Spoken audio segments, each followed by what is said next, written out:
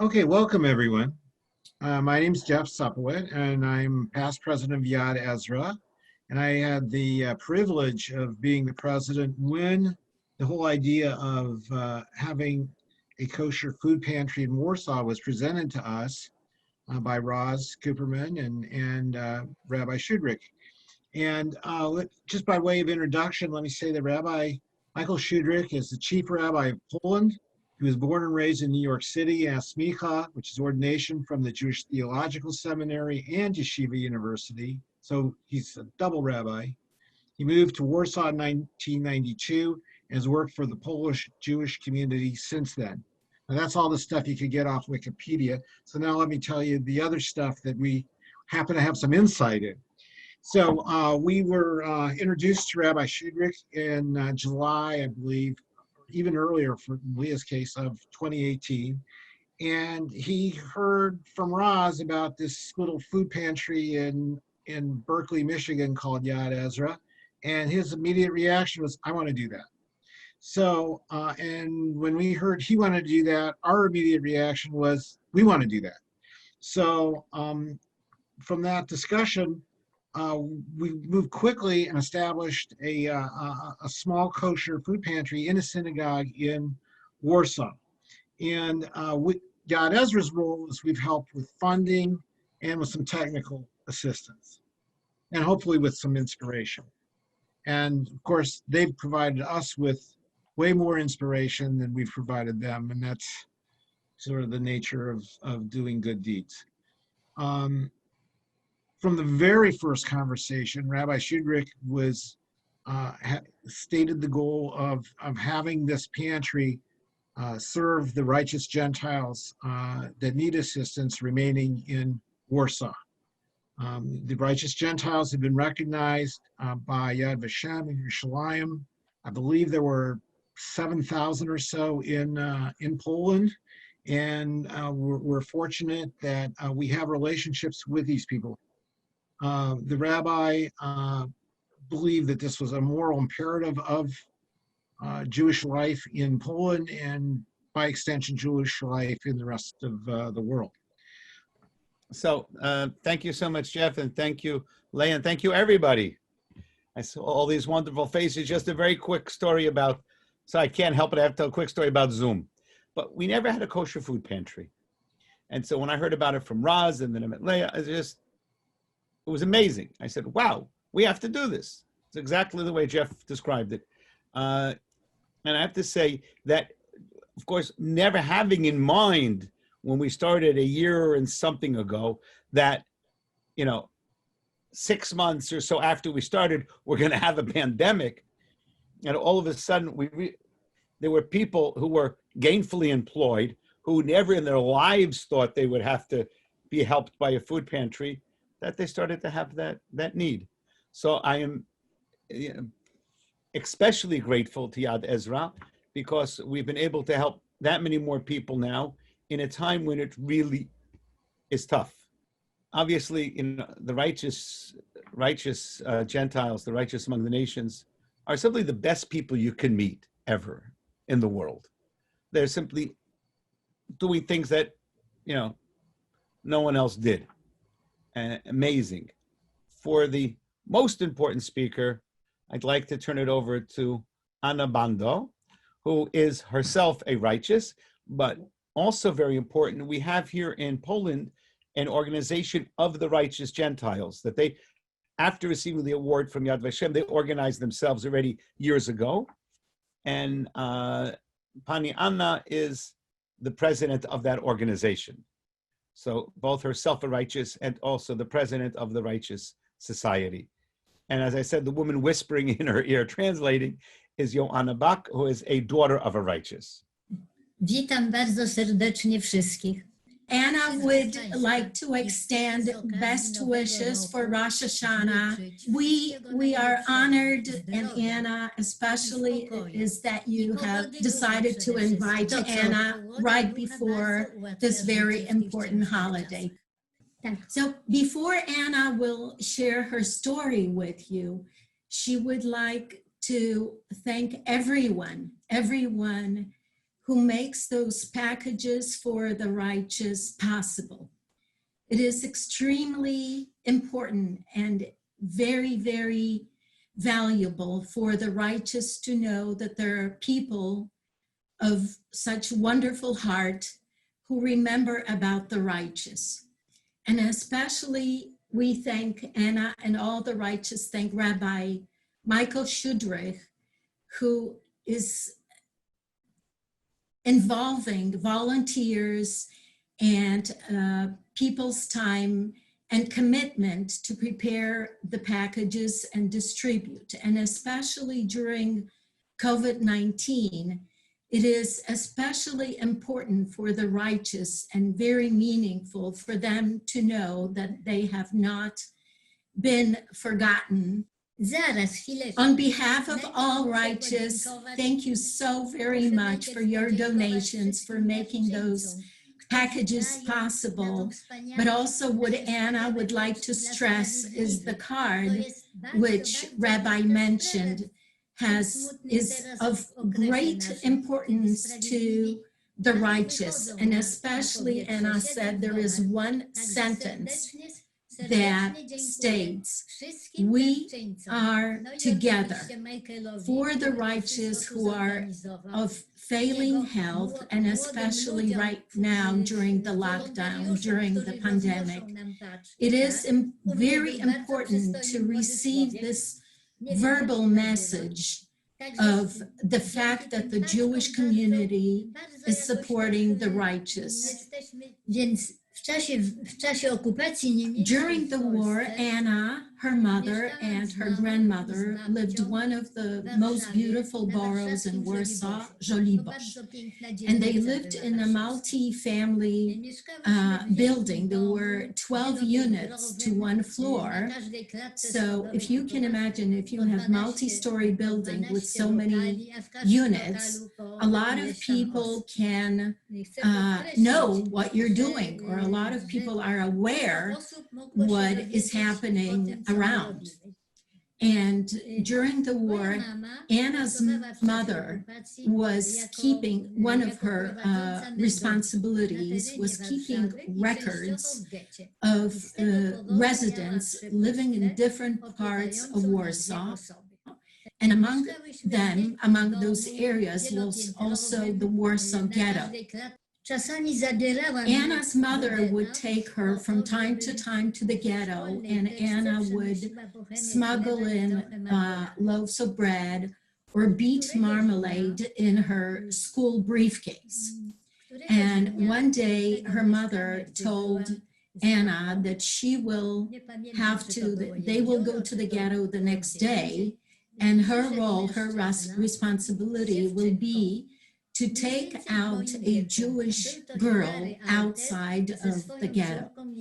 And on that particular day, Mr. Hilary Alter came with his daughter, Liliana, into the room. And Anna does not remember Hilary Alter. And Anna does not remember whether it was her mother's office or a different space.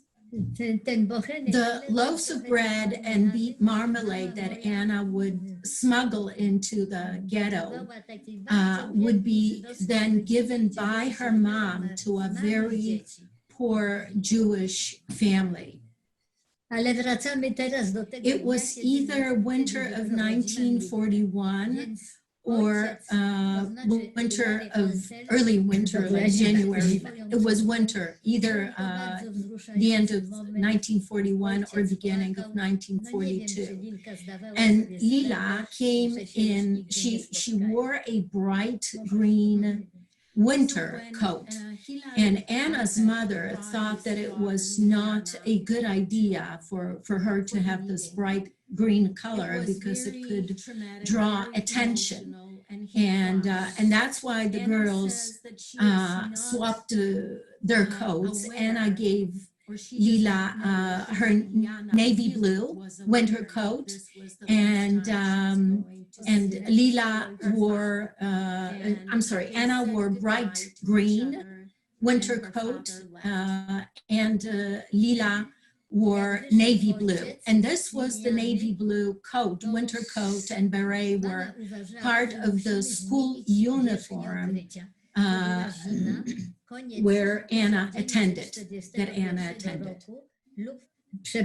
So Anna's mother suggested that they carry the records, the book of records under their arms. And they have to, she recommended that they walk in a very confident manner, hold their heads high, and go through the security gate and leave the ghetto in that manner. Anna's mother stayed behind in the ghetto, and the girls left. However, Anna says that it was such a traumatic experience for her. She was so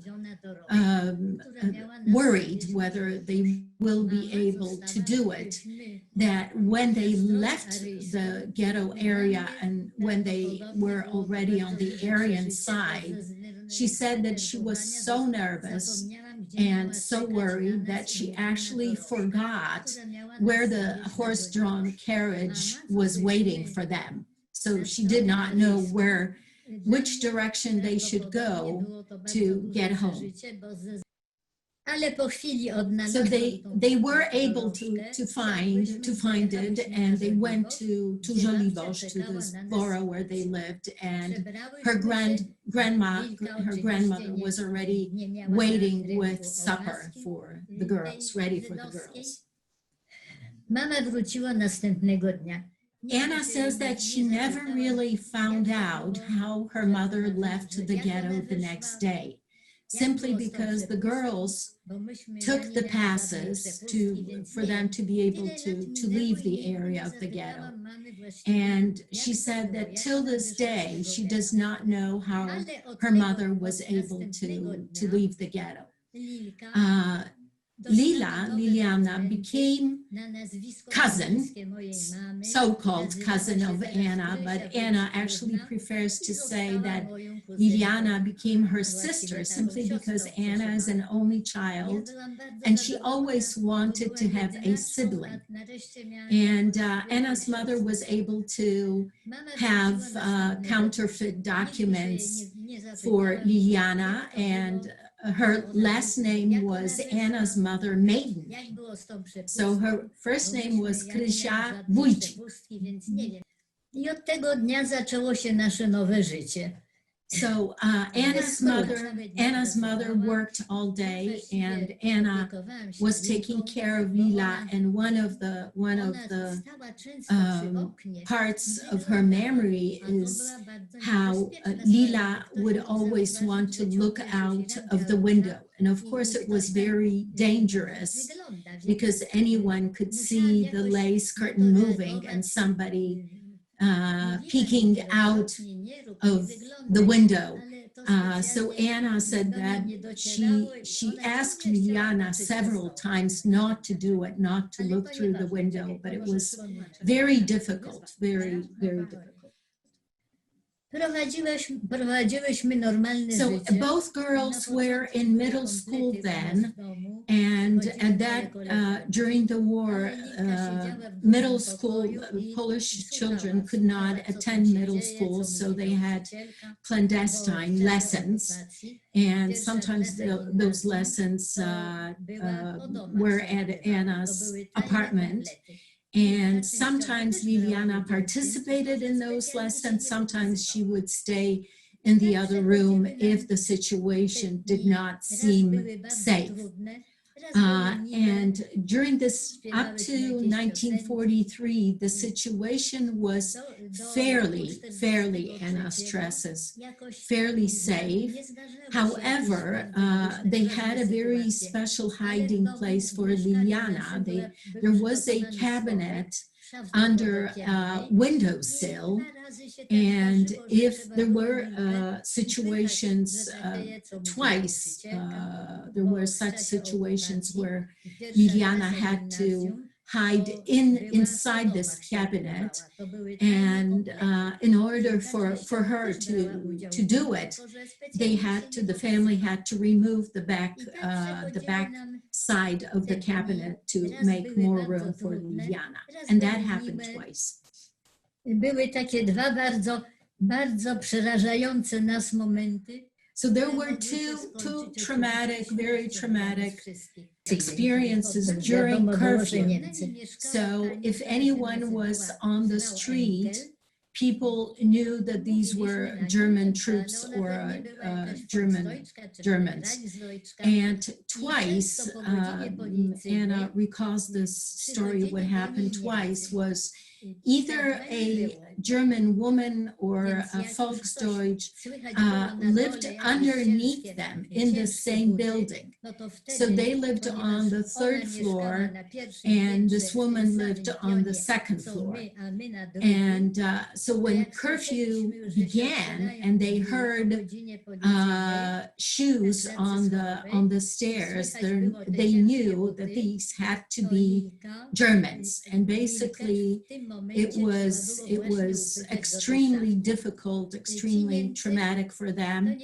And what Anna's grandmother would do is she would open the faucet in the bathroom and put her bathrobe on and pretending that she's getting ready to take a bath. And when the Germans banged on the door, she would call moment, and it seemed like she wanted to look as if she were getting ready for a bathtub, and she would open the door and in such a way that the Germans would see that there was no one inside, and she would just immediately direct them to the apartment downstairs, saying that Frau Engel lives downstairs. So, and Anna mentioned that it was, both of those instances were so traumatic that basically nobody could sleep through the night just because they were so traumatized, they were so afraid and worried of what could have happened. Pomimo tego, że każdego dnia groziło niebezpieczeństwo. So Anna has one fond memories from a winter. There was a little hill near the building, and when it was dark, the girls would take the sled and go sledding. And Anna recalls this as a very joyous moment and joyous experience. And she says that she thinks that there was another Jewish girl who lived in the same estate, and she would come and want to join them on the sled ride. And Liliana was very concerned. She did not want this other girl to join them. She did not know why, whether Liliana was jealous or there was another reason, but she did not allow this other girl to do it. W 1943 roku, when the Warsaw Ghetto uprising started, just because it was such a tragic event, Anna's mother decided to move the girls outside of Warsaw just because she did not want Liliana to see the fires and hear the sounds of the fighting, of the shooting. So they had a place on the outskirts of Warsaw, and they would go for walks to the forest, try to have a normal life. However, she realized and she knew that Liliana was often looking towards Warsaw, where the Jewish uprising was taking place. And what Anna said before is that Liliana's father remained in the ghetto, although he could leave because he had counterfeit documents. But Liliana's mother, Lili mama, była poza gettem, tak? Yes, Liliana's mother was able to leave the ghetto, but also Gdzieś pod Warszawą. stay in a different place, also on in the outskirts of Warsaw. Nie wiem dlaczego.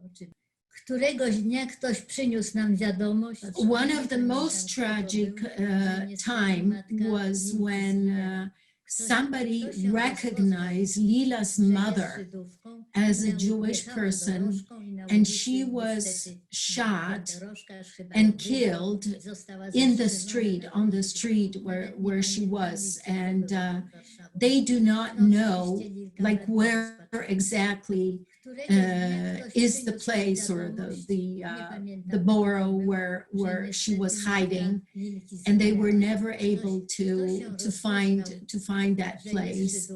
But Liliana learned about it, and of course it was extremely difficult for her, and she cried. It was just a horrible experience knowing that her mother has been shot and killed. W 1900 The normal life, the sort of normal life, consisted of basically Liliana staying at home the whole time just because it was too dangerous. So the only time when she was able to leave the building and leave the apartment was when they went sledding. W 1944 roku, kiedy wybuchło Powstanie Warszawskie, So when Warsaw Uprising started in 1944, Anna volunteered as a nurse, and during that time, her mother, Liliana, and her grandmother were hiding in the basement just because it was so dangerous. But Anna volunteered, and she volunteered as a nurse. And I should say that Anna is a doctor. She's a neurologist, so there is a path. And after the Warsaw Uprising, they were expelled from their home. Of course, they could not take anything, so they left with whatever clothes they had on their backs. And they were expelled to the temporary camp in Pruszków, which is relatively close to Warsaw. They were expelled, all residents of Warsaw, after the collapse of the Warsaw Uprising, have been expelled from the city. It became a deserted city, and most of the residents were sent to this temporary camp. And later on, after a few days, they were loaded onto cattle cars and onto train with cattle cars with no roof. And at that point, they did not know where the train was heading, whether the train was heading to Germany, where they would have to work and be as labor force, or maybe they would be sent to Auschwitz or somewhere. They were unaware and they did not have information, and they ended up in southern part of Poland and in an estate that was also often visited by people who were, by clandestine armies or partisans who were fighting the Germans. do końca wojny. So they stayed in southern part till liberation, and then they returned to Warsaw, and of course their apartment had been destroyed. So they had to look for a different place to live. And Liliana went across the river to the Jewish community and she said that she survived the war. And Anna's family was aware that Liliana had an aunt who lived in France, and she emigrated to France. she got married, and Anna's mother and her family tried to locate Liliana. However, they were looking for her as Liliana Alter or Krysia Wójcikówna, which of course it was impossible to find, because in the meantime Liliana got married and the search through the Swedish Red Cross failed. Moja mama Anna and her family helped also two other people. One person was a doctor from Łódź, Nikolai Borenstein, I'm sorry. And Anna always recalls that doctor was a surgeon, and he had beautiful hands. And of course, during the war, when he was hiding, he was unable to practice as a doctor. He had to work as a stoker. So it was just very different. And he also had good features for the war, if I may say that. He had blonde hair and blue eyes. So it was not, he could live fairly comfortably. But there was one other person, Richard Greenberg, who also was hiding in a different place. This is 1943. Jestem tutaj z Lilką pod Warszawą w Michalinie. Wtedy, kiedy moja mama uważała, żeby Lilka nie oglądała tego płonącego getta. Byłyśmy na wakacjach. So this is 1943 in Michalin, outskirts of Warsaw, where Anna's mother took... Po lewej jest Lilka, a po prawej ja. Yes, and she relocated the girls so that Liliana would not witness the Jewish ghetto uprising. And this is one of the most cherished items that Anna has, that Anna owns, simply because it's from the time when, during the Warsaw ghetto uprising. On the left, yeah? Yeah, Anna is on the left. Oh no, when you look at it, the blonde is Anna and Liliana has dark hair. Tak jest. So this is very, very valuable for Anna. It's extremely one of the most precious items that she has in her house. Pokaż moją mamę. Pokaż moją mamę. And this is Anna's mother. She says that the fact that they were able W 1939 roku. This is a photograph from 1939. And Anna says that the fact that those three people survived the war was really thanks to the decision of Anna's mother. Lilka mnie odnalazła. Liliana was able to find Anna in 1989, and she wrote a beautiful, very moving letter apologizing for not being in touch, but she said she wanted to forget this traumatic, horrible experience. And they met in 2014. Liliana came with her son, flew with her son for the opening of the Pauline Museum. The women are still in touch very often. And when Liliana came to Warsaw to visit, they went to see this hill that they used to sled from. And what both of them commented that this hill was really not that big as they remembered. But if I may say one comment, personal comment, is that I mentioned Anna is a doctor and Liliana lives in France. And when she has health problems, the first person that she contacts is Anna. not a doctor in France. Powiedziałam, że pierwszym lekarzem, jakim Diana ma problemy, to kontaktuje się. Chcę wam jeszcze bardzo Anna wants serdecznie to end podziękować with za te paczki. I tobie, expressing Macie, to, że her przede wszystkim, że gratitude ty to and the pięknie wszystko gratitude of zorganizowałeś. all I righteous who podziękuj w have naszym received the imieniu packages swoim and stresses how ludziom, important którzy it nam is. dostarczają do domu. And she also Wszystkim extends życzę special zdrowia thank you to swoim Rabbi tym Michael młodym ludziom, and to którzy nam all the dostarczają do domu. volunteers who Wszystkim make życzę it, zdrowia, who to made it najważniejsze. happen. Thank you so Bardzo. much.